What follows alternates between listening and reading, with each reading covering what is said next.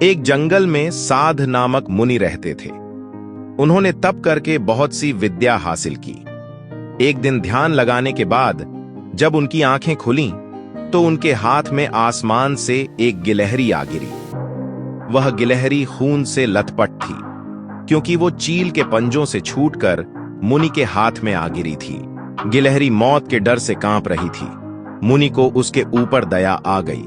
उन्होंने सोचा, क्यों न इसे अपनी विद्या से अपनी बेटी बना लूं। मेरी पत्नी कब से संतान प्राप्ति की चाह रख रही है, लेकिन उसके भाग्य में संतान है ही नहीं। अब यह बात बताकर उसे दुखी करने की जगह कुछ साल इस गिलहरी को ही बेटी बनाकर उसे सौंप देता हूं। इतना सोचते ही मुनि ने एक मंत्र पढ़कर गिलहरी को एक छोटी सी बच्ची बना दिया। वो उस गिलहरी को बच्ची बनाने के बाद गोद में उठाकर अपनी पत्नी के पास लेकर आए। उन्होंने कहा, लो, अब इसे अपनी बेटी मानकर ही पालना। सोच लो, भगवान ने तुम्हारी सुन ली है। मुनि की पत्नी छोटी बच्ची देखकर खुश हो गई। अब गिलहरी से बच्ची बनी लड़की मुनि के घर में बड़े लाड़ प्यार से पलने लगी। मुनि की पत्नी ने कुछ दिनों के बाद बच्ची का नाम वेदांता रखा। मुनि और मुनि की पत्नी दोनों ने बड़े प्यार से वेदांता को पाला। मुनि को बहुत खुशी थी कि उसकी पत्नी को अपनी ममता लुटाने के लिए एक बेटी मिल गई। कुछ समय के बाद उसकी परवरिश में मुनि भूल ही गए कि वो एक गिलहरी है। वेदांता को मुनि ने अच्छी पढ़ाई लिखाई करवाई। देखते ही देखते वेदांता 16 साल की हो गई। अब मुनि की पत्नी को अपनी सुंदर बेटी की शादी करवाने की चिंता होने लगी। उन्होंने यह बात मुनि से की। अपनी बेटी की तरफ देखते हुए मुनि को भी लगा कि इसका अब विवाह हो जाना चाहिए। मुनि ने अपनी पत्नी से कहा कि तुम चिंता मत करो, मैं इसके लिए योग्य वर ढूंढ लूंगा।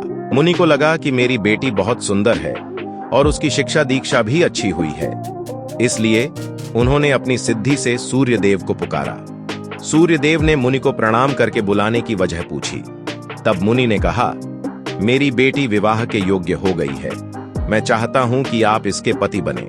सूर्यदेव ने कहा, आप एक बार अपनी पुत्री से पूछ लीजिए, अगर उसे मंजूर है तो मेरी तरफ से भी हां है।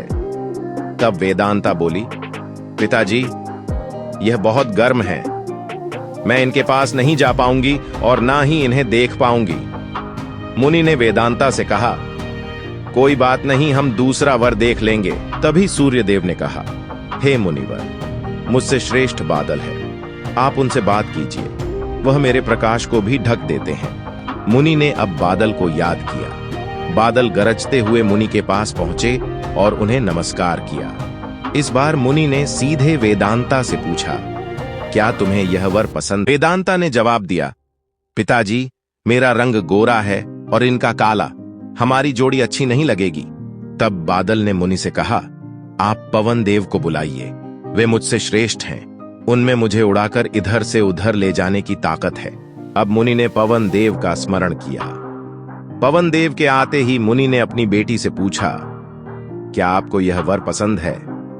वेदांता बोली, पिताजी, यह तो एक जगह ठहरते ही नहीं है, इनके साथ मैं घर कैसे बसा पाऊंगी? इस बार मुनि ने पवन देव से पूछा, मुझे अपनी पुत्री के लिए वर की तलाश है, आप बताइए कि आपसे श्रेष्ठ कौन है?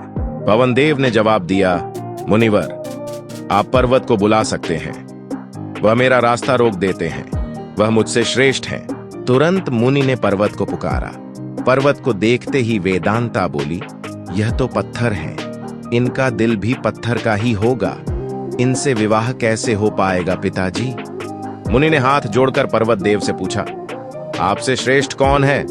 पर्वतराज ने जवाब दिया, हे मुनि, चूहा मुझ में छेद कर देता है, इस आधार से वह मुझसे श्रेष्ठ है।